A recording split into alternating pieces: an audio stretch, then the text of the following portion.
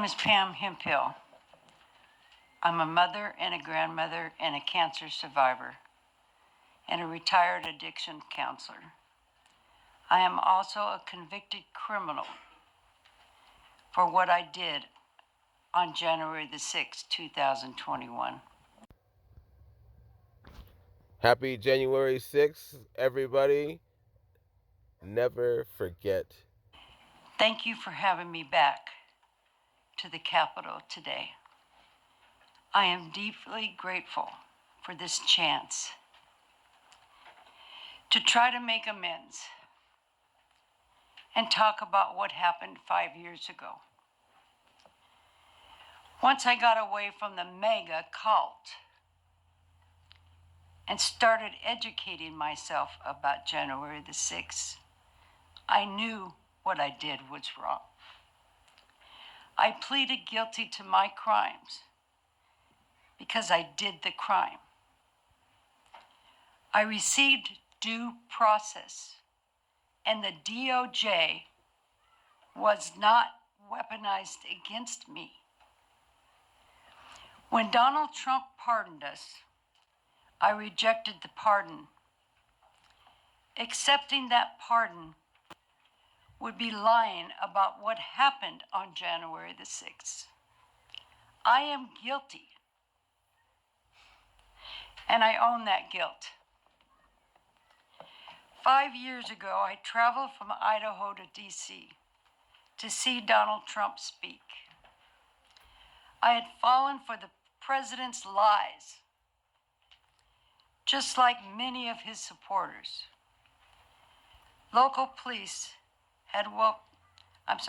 people had welcomed me into the circle when I was around them.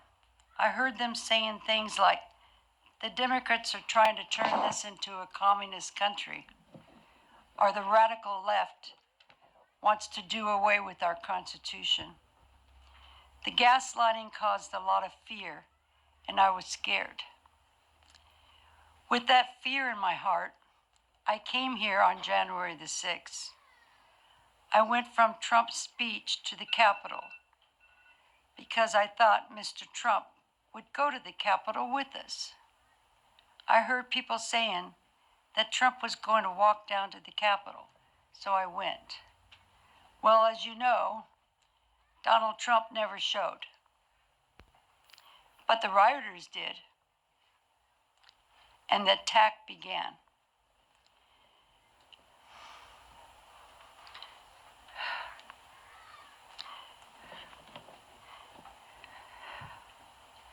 The police officers were the heroes. They protected the Capitol and everyone inside the Capitol, and even people like me. I was trampled on by the rioters. And if it weren't for the Capitol Police helping me that day, I might have died. To the Capitol Police officers sitting, if I may address you for a minute. I am truly sorry from the bottom of my heart for being part of the mob that put you and so many officers in danger. I want the Capitol Police to know how truly grateful I am to them and how deeply sorry I am. I can't believe people are still disrespecting you and trying to lie about January the 6th. I will do everything I can to stop the lies about our brave officers like you who protected us during the attack. Thank you. Speaking about January the 6th has caused a great risk to my personal safety. I have been doxxed online, harassed, and physically assaulted. But I am here, and I don't care. All right, let's keep this simple. 1,500 people have been pardoned or granted clemency for crimes related to the January 6th Capitol attack. 14 of those people were high-profile leaders of the Oath Keepers and the Proud Boys. Since they were higher profile, their sentences were commuted, or shortened, rather. Pause at your leisure. The scope of the pardons covered a range of offenses, including seditious conspiracy, assaulting law enforcement officers, and disrupting an official proceeding. Amongst that 1,600, 33 have been rearrested, charged, or convicted for new, unrelated crimes. And pardon me, 1,500. These crimes range from the monstrous to the still pretty bad. I did my best to cross some of it out, kind of bad, okay? I find it interesting because there are so many people out there who voted for this administration who believe in doing the time and doing the crime, okay? I wonder if these people were allowed to actually do their time, would they have been reoffending? Would they have been doing the things on this list? Now, to be fair, 33 out of 1,500, I feel like any group of 1,500 people, you're going to have a small group of them that are likely capable of doing a range of bad things. But it does very clearly say, hey, maybe all of them shouldn't have been pardoned or commuted, you know, or granted clemency. Maybe there should have been actual case-by-case decisions on these people. See, in case you were wondering, that's the difference between these kinds of pardons compared to ones we have seen in the past. There was no consideration for consequence. There was no consideration for decency or accountability. They were simply pardoned because they were doing something that somebody liked. This woman, Miss Hemphill, has decency, has accountability. She is a true hero. It is hard to hold yourself accountable. It means you have to stand up in front of everybody and say, hey, I was wrong. Hey, I can do better.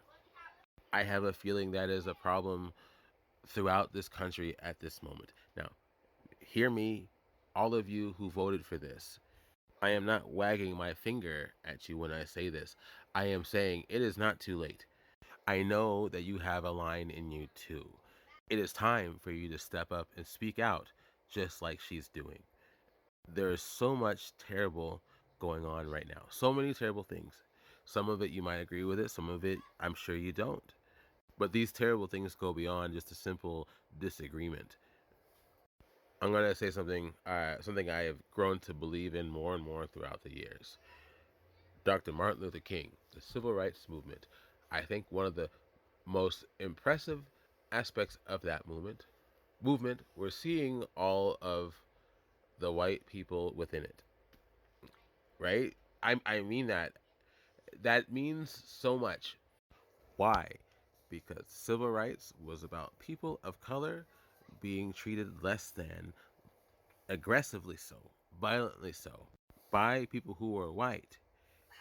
And others who were also white saw this and said, hey, this has got to stop. People who were not directly affected by this, who had empathy, who had decency, who had accountability, saw this and decided to stand with those who were being victimized. It is never too late.